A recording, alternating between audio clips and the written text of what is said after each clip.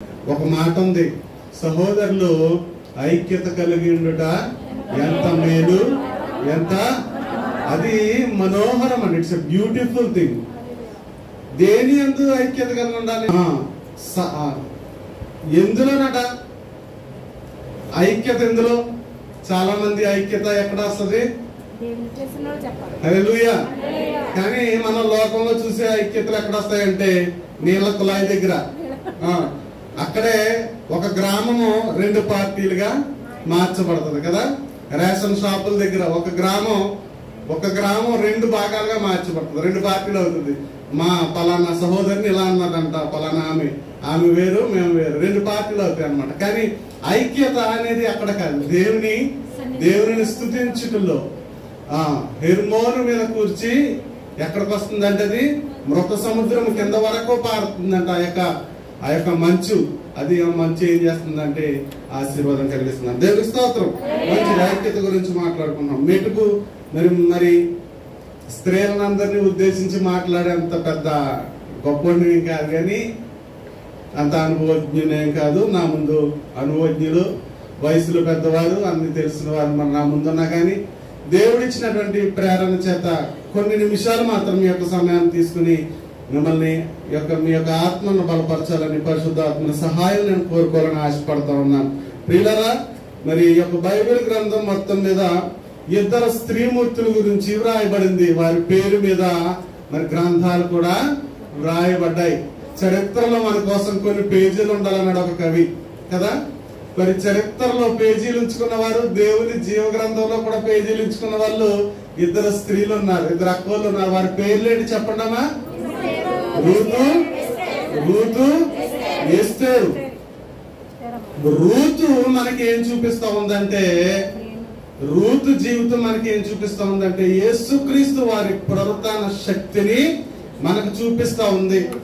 యెషయా మొద్దు నుండి చిగురు వచ్చినటువంటి ఆ యొక్క లేఖనాన్ని, ఆ యొక్క వాగ్దానాన్ని రూతు జీవితం మనకు చూపిస్తా ఉండుంటే, మరి ఎస్తేరు యొక్క జీవితం ఏం చూపిస్తుందంటే క్రీస్తు యొక్క త్యాగాన్ని మనకు చూపిస్తుంది. ఇవాళ ఐజాక్ అనే పేరు మీద ఒక గ్రంథం రాయబడితే ఐజాక్ గొప్పతనం కాదు, దానిని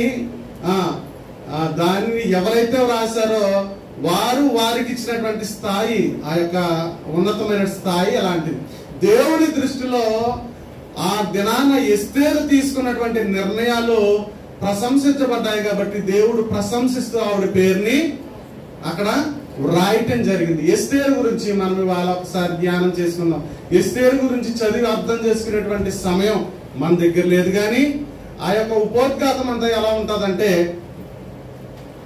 విషయం ఏమైందంటే దేవుని ప్రజలైనటువంటి ఇశ్రాయేలీయులకి, యూదులకి శ్రమ వచ్చింది. ఎందుకు వచ్చింది? నేను చెప్పుకుంటూ వెళ్ళిపోతున్నామా. మీ అందరికీ వాక్యం తెలుసు, మీరు తర్వాత చదువుకోండి. ద్వితీయోపదేశ కాండపు గ్రంథము నుంచి, దినవృత్తాంతముల గ్రంథము నుండి రాజుల సమయం వరకు, అంటే రాజైన యోషియా ఏలుబడి వరకు కూడా రాజ్యం చాలా ప్రశాంతంగా ఉంది. నేను చెప్పుకుంటూ వెళ్ళిపోతున్నాను, ఎందుకంటే 15 నిమిషాలు నేను ముగించాలి. మన ముందు బల కార్యక్రమం ఉంది. చరిత్ర మీకు చెప్తున్నాను. రాజైన యోషియా పరిపాలించేటువంటి సమయం వరకు దినవృత్తాంతముల గ్రంథంలో రాయబడి ఉంటుంది. 36, 34, 35, 36 చదువుకోండి. పాఠకులు ఉన్నారు కాబట్టి, రాసుకునే వాళ్ళు ఉన్నారు కాబట్టి చూడండి. ఇశ్రాయేలు రాజ్యానికి, యూదా సామ్రాజ్యానికి బ్యాడ్ టైం అనేది స్టార్ట్ అవటం 36 అధ్యాయం దినవృత్తాంతముల గ్రంథము 36 అధ్యాయంలో స్టార్ట్ అవుతుంది. అక్కడ బ్యాడ్ టైం స్టార్ట్ అయితే వాళ్ళని ఐగుప్తు రాజు మొదట కొట్టాడు. ఐగుప్తు రాజు కొట్టిన తర్వాత ఐగుప్తు రాజును మరలా జయించి నెబుకద్నెజర్ అనేటువంటి బబులోను రాజు జయించాడు. బబులోను రాజు తర్వాత పారసీకపు రాజు జయించాడు. ఒక రాజును జయించి మరొకరు, ఒక రాజును జయించి మరొకరు. ఈ వస్తువు ఫర్ సపోజ్ ఇది ఇశ్రాయేల్ దేశం అనుకోండి, నన్ను కొట్టి వేరొక వ్యక్తి తీసుకున్నాడు, అతన్ని కొట్టి వేరొక వ్యక్తి తీసుకున్నాడు. ఇలాగ ఇశ్రాయేల్ దేశం అనేది ఏమవుతుందంటే ఒక బంతి అయిపోయింది ప్రతి ఒక్కరి చేతిలో, శత్రువుల చేతిలో. ఎందుకు జరిగింది అంటే దేవుడు ఏం చెప్పాడంటే రాజులను శిక్షించడానికి, బుద్ధిహీనులైనటువంటి అధికారులను శిక్షించడానికి దేవుడు ఇశ్రాయేలీయుల్ని శత్రువులకు అప్పచెప్పినమాట వాస్తవమే.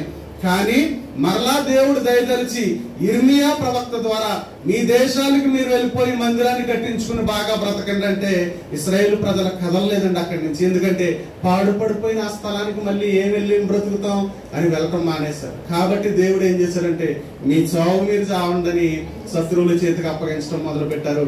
వాళ్ళు అలాగే దేవునికి వ్యతిరేకంగానే తమ ప్రవర్తనను మార్చుకోకుండా దేవునికి వ్యతిరేకంగానే బ్రతుకుతూ రాజుల యొక్క అధికార వాంఛకు వారు లోనై అలాగా మొదట ఐగుప్తు రాజు చేతుల నుంచి, తర్వాత నెబుకద్నెజరు రాజు, బబులోను రాజు, తర్వాత పారసీక దేశపు రాజు, అలాగా వాళ్ళు జయిస్తూనే ఉన్నారు. ఈ ఇశ్రాయేలు అనేటువంటి యొక్క జనాన్ని బాధలు పెడుతూనే ఉన్నారు. అలాంటి సమయంలో ఇప్పుడు పారసీకపు రాజు సమయంలో ఆయన పేరు ఏంటంట? అహశ్వరేషు. అహశ్వరేష్ అనేటువంటి రాజు సమయంలో ఏం జరిగిందంటే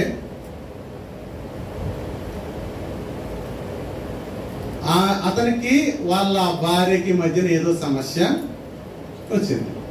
భార్య భర్తల మధ్యన సమస్య వచ్చింది. వచ్చిన తర్వాత ఏమైంది? వారిద్దరూ బ్రేకప్ అవటం జరిగింది. బ్రేకప్ అయిన తర్వాత ఆ పోస్ట్ లోకి ఒకరిని తీసుకురావడానికి ప్రయత్నాలు జరిగినాయి. ఎలాగంటే ఇంతమంది అందమైనటువంటి కుమార్తెలు ఉన్నారు కదా, యమనరాండ్రు ఉన్నారు కదా, వారిలో ఒక ఆమెని, అందమైన దాన్ని, యోగ్యమైన దాన్ని మనం సిద్ధపరిచి రాజుకు భార్యను చేద్దాం అని వారు సిద్ధపరచుకున్నారు. ఆమెను తీసుకొచ్చారు. 6 నెలలు శుద్ధీకరణ, 6 నెలలు ఎలా చేశారమ్మా? శుద్ధీకరణ ఎలా చేశారు చెప్పండి? ఎస్పీని ఎలా సిద్ధపరిచారు? మీరు మార్కెట్కి వెళ్ళాలంటే, లేకపోతే మీరు చర్చికి వెళ్ళాలంటే, మీరు ఏదన్నా పెళ్లికి వెళ్ళాలంటే ఎలా చేస్తారు? మీరు సిద్ధపడే విధానం ఎలా ఉంటది? ఫస్ట్ పౌడర్ సెంటు కొట్టుకున్న తర్వాత స్నానానికి వెళ్తారా? ఎలా చేస్తారు? మొట్టమొదట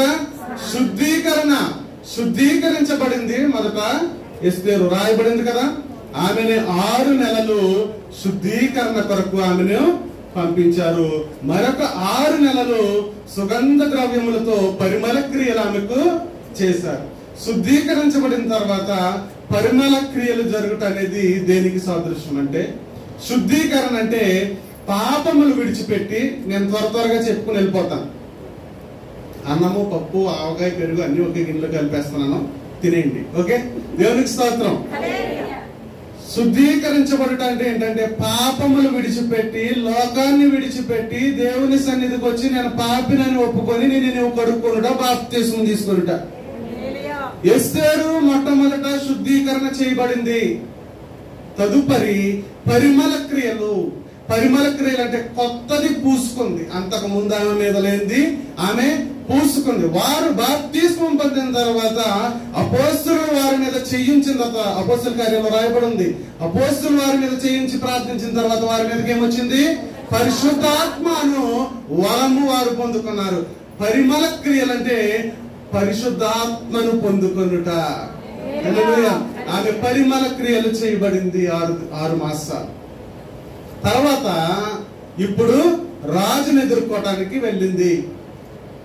రాజును ఎదుర్కోవడానికి వెళ్ళిన తర్వాత రాజుకు ఆమె మీద కటాక్షము కలిగింది.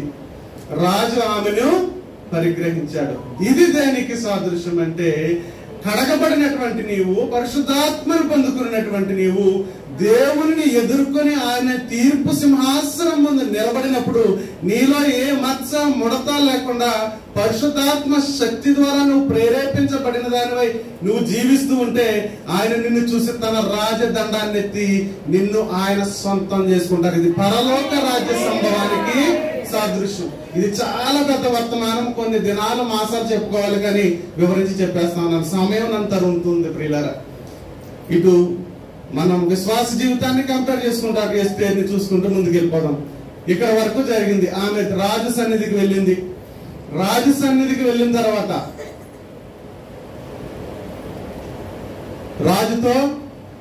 రాజుకు సొంతమైంది, రాణిగా ఇప్పుడు ఆమె చేర్చబడింది. ఎక్కడి నుంచి? ఒక బానిస కుటుంబం నుంచి రాణి స్థాయికి, రాజు యొక్క అంతఃపురంలోకి దేవుని కృప ద్వారా ఎలాగైతే ఎస్తేరు వెళ్ళిపోయింది. ఇప్పుడు వచ్చింది ఆమెకు చేయవలసినటువంటి పని. యూదుల మీద ఒక దుర్మార్గుడు, వాని పేరేంటి, హామాన్ అనేటువంటి వాడు కుట్ర చేసి దేవుని ప్రజలైనటువంటి ఇశ్రాయేలుని యూదుల్ని హింసించాలని ఆశపడినప్పుడు మరి ఆ రాజు ఏం చేశాడంటే అతనికి అధికారాన్ని అప్పగించడం మనం చూస్తాం. అధికారం అప్పగించబడిన తర్వాత ఇప్పుడు యూదుల మీదకి వచ్చినటువంటి హింసను తప్పించవలసినటువంటి పరిస్థితి వచ్చింది. ఈ యూదుల కొరకు పోరాడే వాళ్ళు ఎవరు లేరు. అప్పుడు మొర్దెకై అనేటువంటి ఎస్తేరు యొక్క అన్న ఎస్తేరుతో మాట్లాడుతున్నాడు. ఇది మన మూలవాక్యం. హల్లెలూయా, హల్లెలూయా. ఎస్తేరు గ్రంథం 4వ అధ్యాయం 13వ వచనం నుంచి చదువుకుందాం. మొర్దెకై ఎస్తేరుతో ఇలా మాట్లాడాడు. రాజనగరులో ఉన్నంత మాత్రము చేత యూదులందరికంటే నీవు గనురాలువని, నీవు తప్పించుకోగలవని నువ్వు అనుకుంటున్నావేమో. నీవు ఈ సమయమందు ఏమీ మాట్లాడకుండా మౌనంగా ఉంటే గనక యూదులకు సహాయం, విడుదల ఏదో ఒక చోట నుంచి వస్తుంది. కన్ఫర్మ్, దేవుడు విడిచిపెట్టడు, వచ్చును. గాని నీవును నీ తండ్రి ఇంటి వారును నశించిపోతారు. నీవు ఈ సమయమును బట్టియే ఈ రాజ్యమునకు వచ్చావేమో. ఒక్కసారి ఆలోచించుకో. ఓ ఎస్తేరు,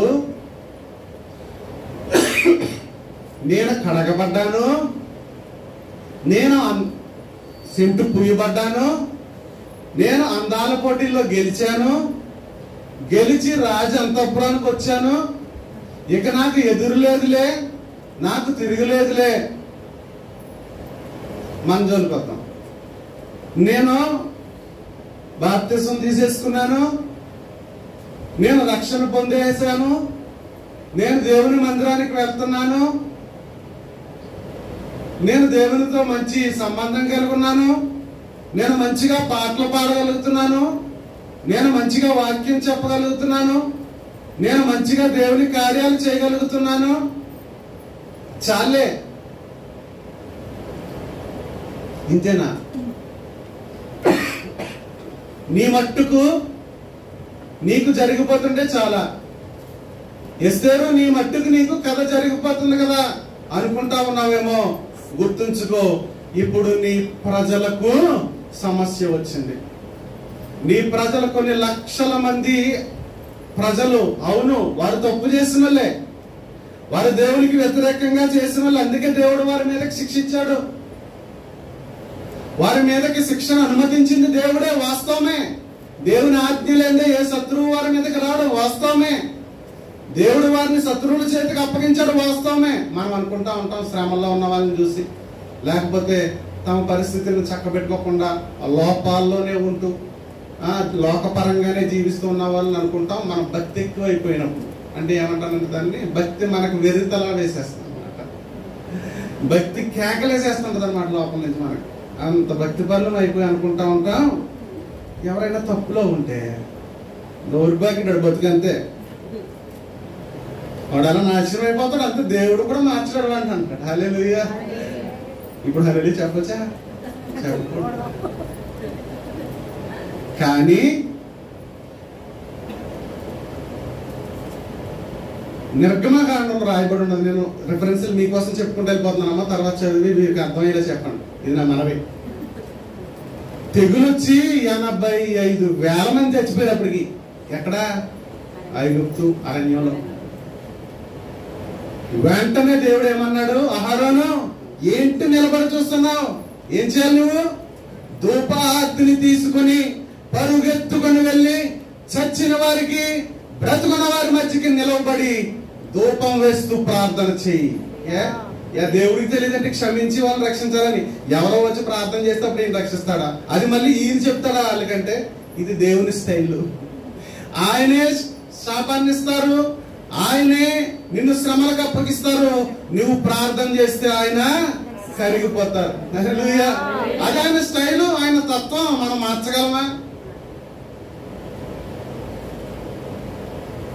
ఆయనకి నీ ప్రార్థన కావాలి, నువ్వు ప్రార్థించాలని ఇదంతా. నువ్వు ఆయన పాదాలు పట్టుకుని బ్రతిమలాడాలని ఆయన బాధ అంతా. అది మాత్రం చేయం మనం. ఆయనట ఉదయం లేచి పెందల కడనే లేచి చెప్పుతూ వచ్చినా గాని ప్రజలు వినట్లేదట. ప్రార్థన ఎందుకు చేయాలి? చనిపోతున్న వారికి నీ బ్రతుకున్న వారి మధ్యకి నిలబడి ధూపార్తిని తీసుకుని నువ్వు ప్రార్థన చేయి ఆహారం అని చెబితే వెంటనే ఆహారం పరిగెత్తుకుని వెళ్ళి ధూపార్తిని తీసుకుని దాంట్లో సాంబ్రాన్ని వేసి ధూపం వేస్తూ, అయ్యా ఇక నువ్వు చల్లబడు నాయన, నీ యొక్క ఉగ్రత తట్టుకోలేము, ఇదిగో కొన్ని లక్షల మంది చనిపోయారని ప్రార్థన చేస్తే అప్పుడు తెగులు ఆగింది.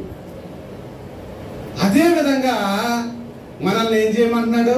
చచ్చిపోతున్న వాడిని చూసి, నరకంలోకి వెళ్ళిపోతున్నామని చూసి, పాపంలో ఉన్నవాడిని చూసి దౌర్భాగ్యుడింతే, నా భక్తి నాకు అంటే మనం ఎక్కువ భక్తి పరులు అయిపోయినప్పుడు ఇలాంటి ఆలోచనలు వస్తుంటాయి. దేవుడు మనల్ని కొన్నిసార్లు ఎందుకు లోపాలకు అప్పగిస్తాడో తెలుసా? భక్తుడు అంటాడు, పౌలు అంటారు, నేను హెచ్చిపోకుండా నిమిత్తము, హెచ్చిపోతే నాకు వచ్చిన సమస్యలను కూడా నేను సరిచేసేసుకోగలిగితే నా ముందు లోపాలు ఉన్న వాళ్ళు ఎలా కనపడతారు? నొప్పులు ఉన్న వాళ్ళు, బాధలు ఉన్న వాళ్ళు ఎలా కనపడతారు? హీనంగా కనపడతారు. సో నన్ను ఆ గాఢాంధకారపు లోయల్లో ఎందుకు నడిపిస్తాడు? నేను తెలుసుకోవాలని. నాలో లోపాలు ఎందుకు పెట్టాడు? నా వలే లోపంలో ఉన్న వారి గురించి నేను ఆలోచించగలగాలి. నాలో ఏ లోపం లేకపోతే నేను యేసు ప్రభు తర్వాత అయిపోతాను కదా. మనం యేసు ప్రభువులో కాదు, మనము నరులం. కాబట్టి ఎస్తేరుకి ఒక హెచ్చరిక ఇవ్వబడుతుంది. మొర్దెకై నుంచి నువ్వు విశ్వాసం అనుకుంటా ఉన్నావేమో, నువ్వు సేఫ్ ప్లేస్ లో ఉన్నాను అనుకుంటున్నా ఉన్నావేమో, నీ భక్తి నీకు చాలే అనుకుంటా ఉన్నావేమో, ఎవరెలా పోతే పోన్లే అనుకుంటా ఉన్నావేమో. అందుకు కాదు నువ్వు పిలువబడింది ఎస్తేరు. నువ్వు బానిస బ్రతుకు నుంచి అంతఃపురానికి ఎందుకు పిలువబడ్డావంటే నీ కొరకు ఒక కార్యము సిద్ధపరచబడింది. ఈ సమయంలో నువ్వు మాట్లాడి తీరాలి. You have to speak out, you have to do something. నువ్వేదో చేయటానికి ఇక్కడికి పిలువబడ్డావు, నువ్వు కూర్చుంటానికి కాదు. నువ్వు కంఫర్ట్ గా ఉన్నావులే, నేను చక్కగా ఉన్నానులే, నాకు అన్ని కుదిరినీలే అనుకుంటానికి కాదు. నువ్వు ఎందుకు పిలువబడ్డావంటే నీ దీన స్థితి నుంచి ఉన్నత స్థానానికి నువ్వు ఎందుకు పిలువబడ్డావంటే దీనులైన వారి కొరకు నువ్వు పని చేయాలి. హల్లెలూయా, హల్లెలూయా. దీనులైన వారి కోసం పని చేయడానికి నేను ఇక్కడికి పిలిచాడు దేవుడు. ఒకప్పుడు దుర్మార్గమైనటువంటి స్థితిలో ఉన్నావు, ఒకప్పుడు దౌర్భాగ్యమైనటువంటి స్థితిలో ఉన్నావు, కానీ వాళ్ళ యోగ్యమైన స్థితిలో ఉన్నావు. ఉన్నతమైనటువంటి స్థితిలోకి దేవుడు నడిపించాడు. 10 మందికి చెప్పే స్థితిలో నిన్ను పెట్టాడు, 10 మందికి సహాయం చేసే స్థితిలో నిన్ను పెట్టాడు, 10 మందికి దానం చేయగలిగినటువంటి స్థితిలో నీవు ఉన్నావు, 10 మందికి నువ్వు విసిరి ఇవ్వగలిగినటువంటి స్థితిలో నువ్వు ఉన్నావంటే ఎందుకున్నావంటే నీవు సంతోషపడిపోయి చాలే నాకు ఇది అనుకోవటానికి కాదు. You have to do something. This is the right time. అమ్మా ఎస్తేరు, ఇది సరైన సమయము, నువ్వు నిర్ణయం తీసుకునేటువంటి సమయము, నువ్వు ముందుకు అడుగేయవలసినటువంటి సమయము, ఖాళీగా కూర్చునే సమయం కాదమ్మా అని మొర్దెకైకి చెప్తే ఎస్తేరు వెంటనే మెలకువైంది. ఆమె అంతకుముందు చిన్న ప్రయత్నం చేసింది. ఏమని? రాజు దగ్గరికి వెళ్దాంలే, మాట్లాడదాంలే అనుకుంది. కానంట వాళ్ళ ఆయన 30 రోజుల నుంచి మాట్లాడలేదంట ఆవిడతో. పాపం ఆయన మాట్లాడితే మాట్లాడతాను అని అనుకుంటుంది. నో, నీకు వీలున్నప్పుడు చేసేది కాదు సాయం, నీకు వీలున్నప్పుడు చేసేది కాదు సాహసం, నీకు వీలున్నప్పుడు చేసేది కాదు ఏంటి అడ్వాన్సర్స్. నీకు వీలున్నా లేకపోయినా అననుకూల పరిస్థితుల్లో కూడా నువ్వు సాధించగలవు. హల్లెలూయా. సాధించాలి. మనల్ని దేవుడు ఎలా చేశాడంటే జయశీలుగా, కాలు విరిగిపోయినా కాలు పట్టుకుని వదలలేదంట. హల్లెలూయా. కాలు విరిగిపోయినా కాలు పట్టుకుని వదలలేదంట. అందుకని దేవుడు ఏమన్నాడు? జయించారు అబ్బాయి. ఎవరిని? ఎవరిని? యాకోబుని. కాలు బాగున్నప్పుడు కాదు నువ్వు పెరుగులాడేది, కాలు విరిగిపోయిన. దెబ్బలు తగులుతాయి, విశ్వాసంలో దెబ్బలు తగలవా? మామూలుగా తగలవు, తగులుతాయి. కాలు విరిగిపోయినా వదలకపోతే దేవుడు అన్నాడు. ఒక్క విషయం, ఒక్క ప్రశ్న, దేవుడు ఓడిపోతాడా? మరి యాకోబుని ఏమన్నాడు? నీవు దేవునితో పోరాడి గెలిచావు. ఎక్కడ గెలిచావు? కత్తి పట్టుకున్నా? పొడిచేసి గెలిచావా? లేక దేనిలో ఎలా గెలిచావు? పట్టుకుంటంలో గెలిచావు, ప్రార్థించడంలో గెలిచావు, పెనుగులాడటంలో గెలిచావు. నువ్వు పెనుగులాడుతూ ఉంటానంట ఆయన ఓడిపోతాడంట. హల్లెలూయా. ఓడిపోవడానికి ఇష్టపడతాడంట ఆయన, ఆయనకి సంతోషం అంట. ఆయన అలాగా ఓడిపోయినట్లు, ఓడిపోయి నిన్ను గెలిపించడానికి మరి ఆయన ఓడిపోవాలి. హల్లెలూయా. నిన్ను గెలిపించడానికి ప్రభువు ఓడిపోయాడు. ఎక్కడ ఓడిపోలేదు, ఆయన గెలిచిన వాడే. నిన్ను బ్రతికించడానికి ఆయన శిలువలో చనిపోయాడు కదా. అదే రీతిగా నిన్ను గెలిపించాలి. అననుకూల పరిస్థితుల్లో కాదు, అనుకూల పరిస్థితుల్లో కాదు, పరిస్థితులు బాగోపోయినప్పుడు కూడా నువ్వు పోరాడాలి. వెంటనే ఒక పని చేసింది. ఏం చేసింది? తర్వాత చదవమా, తర్వాత చదువు. ఎస్తేరు గ్రంథం 4వ అధ్యాయం. అప్పుడు ఎస్తేరు మొర్దెకైతో మరలా ఇట్లా అందరూ ఆ సహోదరుతో కలిపి చెప్పండి. నీవు పోయి శోషణ అంటే అర్థం ఏంటంటే, శోషణ అంటే గోడలు కలిగినది, లేకపోతే కోట, లేకపోతే సంరక్షణ కలిగినటువంటి స్థలము. శోషణ అంటే అర్థం అది. ఓకే, నీవు సంరక్షణ కలిగినటువంటి స్థలమునకు పోయి నీకు కనబడిన ఎవరిని? యూదులనందరినీ కంటికి కనిపించి బంధువులు మాత్రం కాస్తున్నా. మనం చర్చికి వెళ్తున్నప్పుడు మనకు కావాల్సిన వాళ్ళకి ఫోన్ చేస్తాం. పక్కవాడంటది, దానికి వెళ్ళిన ఫోన్ నాకు ఎందుకు రాలేదు. నన్ను కూడా అంటారు, ఆవిడకి ఏం చేస్తాడు బాబు ఫోన్, ఆవిడికి చేశారమ్మంటాడు, ఏమని చేయడు. అది కాదు, కనపడిన వారందరినీ, మా బాధ అదే, అందరూ కావాలి మాకు, కానీ కొందరిని ముందుకు తోస్తాం, అమ్మ పిలిచికి రండి అని.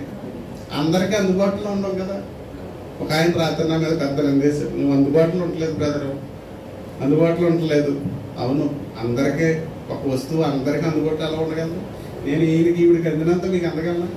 హల్లెలూయా, హల్లెలూయా. మంచిది. ఏమంటా ఉన్నది? నీకు కనబడిన అన్నా, నీకు కనిపించిన నెల్లా ఇదే పని, సమాజ మందిరానికి సమకూర్చి. ఇప్పుడు ఒక మాట, ఎక్కడికి వెళ్ళిపోయాలంట జనాల్ని? శోషణ కోటకెళ్ళి చెప్పాలంట. శోషణ కోటకెళ్ళి చెప్పాలి. గోడలు ఎక్కడుంటాయి? మన ఇంటికి గోడలు ఉంటాయి. ఇది ఏంటంటే ఇల్లు అని అర్థం. శోషణ గోడలు కలిగినటువంటి స్థలం, రక్షణ కలిగినటువంటి స్థలం, ఇల్లు శోషణ. ఓకే, ఇప్పుడు వారిని ఎక్కడికి పిలవమంటుంది?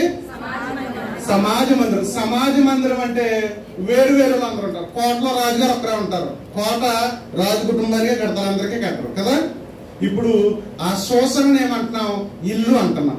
ఓకే, మీ ఇల్లు అనుకోండి. ఇప్పుడు ఈ ఇంట్లో ఉన్న వాళ్ళని ఎక్కడికి పిలవాలంట?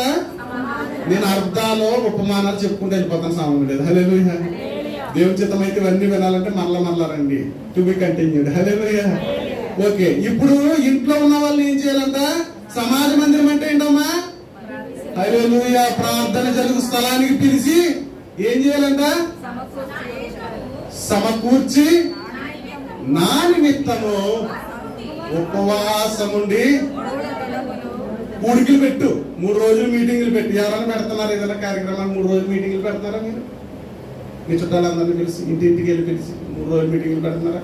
ఏదైనా కార్యక్రమానికి మీరు కోవిడ్కి వచ్చినప్పుడు మీటింగ్ పెట్టుకుని వచ్చారా? మళ్ళీ ఇంటికి అందరూ మీటింగ్ పెట్టుకుంటారా? పెట్టుకోండి. ఆ స్థానిక సంఘం పాస్టర్ పాపం మీరు ఎంత కొంత ఏదో కొంచెం సహాయపడతారని చూస్తా ఉంటాడు పాపం. మీరు ఇక్కడ 100 దినాలు 5 దినాలు 10 దినాలు కానుకలు ఇచ్చేసి అన్నులు ఇస్తే పాపం బాగోదు. ఇంటికి వెళ్ళిన ప్రతి ఒక్కరు మీటింగ్ పెట్టుకుంటామన్నా చేయొద్దండి.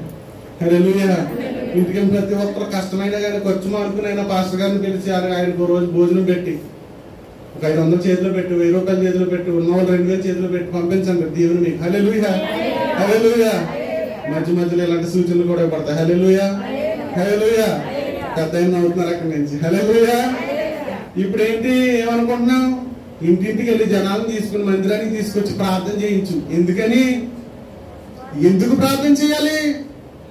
సమస్య వచ్చి పడింది. మనం బాగానే ఉన్నాం.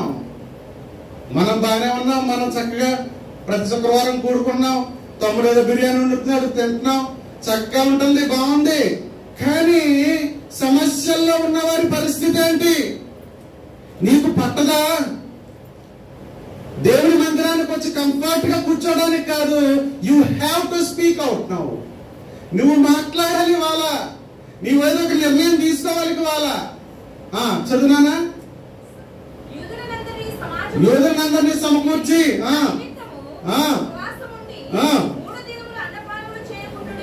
చేయండి, చేయకండి. ఓకే, ఉపవాసం ఉండండి. ఓకే, మనకి బిర్యానీ ఉంది, డోంట్ వరీ. ఓకే, నేనును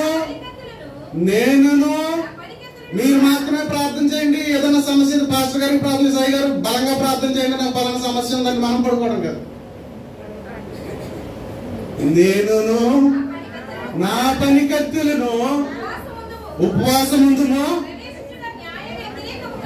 ఒక్కవేళ మా మామ ఒప్పుకుంటేనే ప్రార్థన చేస్తాను, ఒకవేళ మా బాబా ప్రార్థనకు అవకాశం ఇస్తేనే చేస్తాను కాదు. న్యాయ వ్యతిరేక్తముగా ఉన్నా నేను రాజు వద్దకు ప్రవేశిస్తాను. ఈ మాట నాకు చాలా ఇష్టం. అందరూ కలిపి చెప్పండి. చెప్పరా తర్వాత? నేను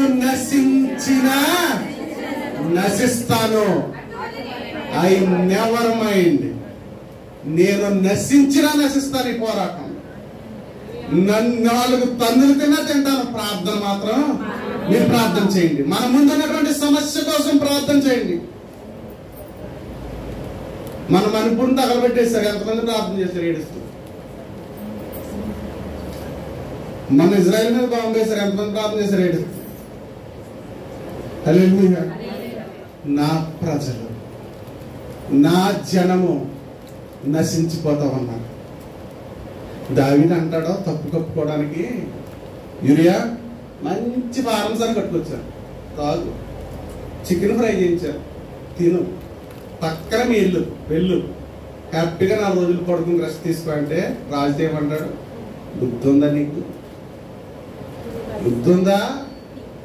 నా ప్రజలు యుద్ధ రంగమందు ఉన్నారు.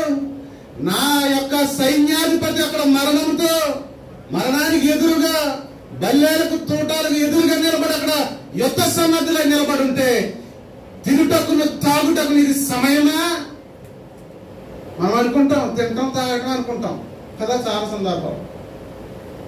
తినుటకు త్రాగుటకు ఇది సమయమా? నశించిపోతుంది లోకం, నశించిపోతున్నాయి మన కుటుంబాలు. మన బిడ్డలు దురవస్థలో ఉన్నారు, మన బిడ్డలు దుర్వ్యసనాలకు లోనైపోతా ఉన్నారు. మన తల్లిదండ్రులకు ఇంకా రక్షణ లేదు. మన భర్తలు ఎక్కడ సంచరిస్తా ఉన్నారో మనకి తెలియదు. ఇంకా విడిచి వచ్చాం. సమస్య ఏం చేస్తా ఉందంట? మరణము కిటికీలు గుండా ఎక్కుతుందంట. ఇప్పుడు నువ్వేం చేయాలంటే రోదనము చేయాలి. మనం చదువుకున్నాం, తెలివి గల స్త్రీలను పిలువనంపండి.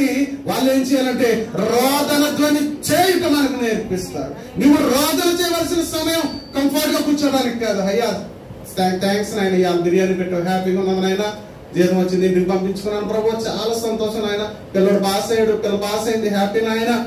మా ఆయన కూడా వాళ్ళు చక్కగా మాట్లాడాడు, ఫోన్ చేసిన హ్యాపీ నాయన. మా ఆవిడ వారు ఎలాంటి తలపొడి తీసుకురాలేదైనా హ్యాపీ నాయన. ఇది కాదు. అయ్యా నువ్వు జీతం ఇచ్చావు అన్నా, పక్కన పెట్టు, నీ ఇంటికి పంపించు, ఖర్చు పెట్టుకో, హ్యాపీ.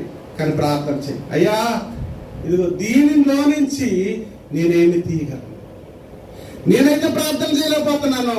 ప్రార్థన చేసే సేవ కూడా నన్ను ఇంటి దగ్గర, వాడు ప్రతిరోజు నా ఇంట్లో పెళ్లి అయితే వస్తాడు, నా ఇంట్లో చావు అయితే వస్తాడు, నా ఇంట్లో ఏదైనా అయితే వస్తున్నాడు. నేను సేవ చేయలేకపోతా ఉన్నాను. సేవ చేసేవాడికి ఎంతో కొంత నీ వాళ్ళు నిర్ణయం తీసుకోవాలి. సమస్యలు ఉన్న వారిని ప్రజలను రక్షించుకోవడానికి నువ్వు నిర్ణయము తీసుకోవాలి. ఎస్తేరు ఏం చేసిందంటే, నేను నశించినా నశిస్తాను, నష్టం లేదు, కానీ నేను ఒక నిర్ణయం తీసుకుంటాను. ఏం చేస్తానంటే, నా ప్రజల కొరకు నేను ప్రతినిధిగా ఇవాళ నిలబడతాను. ఎవరి ముందు తన పనిలో నిపుణత గలవాణిని చూచితవా వాడు సామాన్యుల ముందు కాదు కానీ రాజుల ముందు నిలబడతాడు. హల్లెలూయా. నీవు తెగింపు కలిగి దేవుడి కోసం పనిచేయడానికి సిద్ధపడితే దేవుని రాజుల ముందు నిలబడతాడు. హల్లెలూయా. ఒక రాజుతో, ఒక అధికారితో నువ్వు మాట్లాడగలవా ఇవాళ నీ ప్రజల కోసం? అయ్యా, నా ప్రజలకు ఇలాగా నష్టం జరుగుతుంది, నా ప్రజలకు ఇలాగా సరైన విలువ లేదు, మాట్లాడగలిగిన శక్తి దమ్ము ఎప్పుడు వస్తుంది అంటే, నీవు నిర్ణయించుకుని ముందుకు అడుగేస్తున్నట్టు. నీ సంఘంలో, నీ కుటుంబంలో జరుగుతున్నటువంటి ఆ యొక్క వేదనకరమైనటువంటి పరిస్థితులన్నిటి గురించి నువ్వు ప్రార్థన చేయటానికి, ఏదైనా చేయటానికి ఏం చేసింది ఎస్తేరు? ప్రార్థన చేయడానికి, అనేక మందిని పురుగొల్పడానికి, అనేక మందిని సమకూర్చడానికి ఇష్టపడింది. తద్వారా ఏం చేయబడింది అంటే, ఆమె రక్షించబడింది, తన జాతిని రక్షించుకుంది, మరి ముఖ్యంగా ఆమె ప్రశంసించబడింది. సామెతల గ్రంథంలో రాయబడింది. ఏమంటదంట? దేవుని ఎడల భయభక్తులు కలిగినటువంటి స్త్రీ ఏం చేయబడుతుందంటమ్మా? కొనియాడబడుతుందంట. ఆమె కార్యాలు ఎక్కడ పొగడబడతాయంట? సెంటర్ లో పొగుడతారంట. ఎక్కడ? ఇంటి గ్రామాల్లో కాదు, మెయిన్ ప్లేసుల్లో నిలబడి, గవర్నీల యొద్ద. గవర్న అంటే ఎంట్రన్స్ ప్లేస్.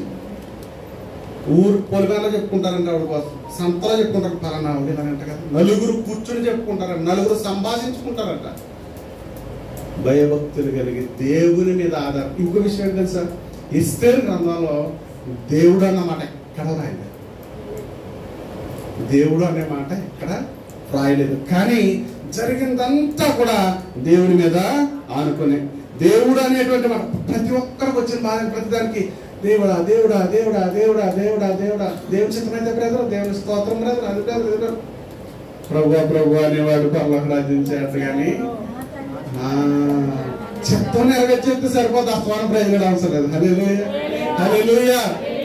ఇందుని బట్టి మనము నేర్చుకున్న పాఠం ఏమిటి ఇవ్వాలంటే మనం ముగించుకుంటున్నాం. ఇందుని బట్టి అయ్యగారు మళ్ళీ వేరే చోట వారికి వేరే సహవాసం ఉంది, అక్కడ వారు కార్యక్రమాలు చేయాలి. ఇందుని బట్టి, ఈ ఎస్తేరు గ్రంథ ధ్యానాన్ని బట్టి, ఇంతకు మునుపు సహోదరి పలికినటువంటి ఆ యొక్క పలుకులను బట్టి మనము ఇవాళ నేర్చుకునేది ఏంటంటే, నీవే నీ జనానికి ప్రతినిధివి. నిన్ను ఎంతమందిలో?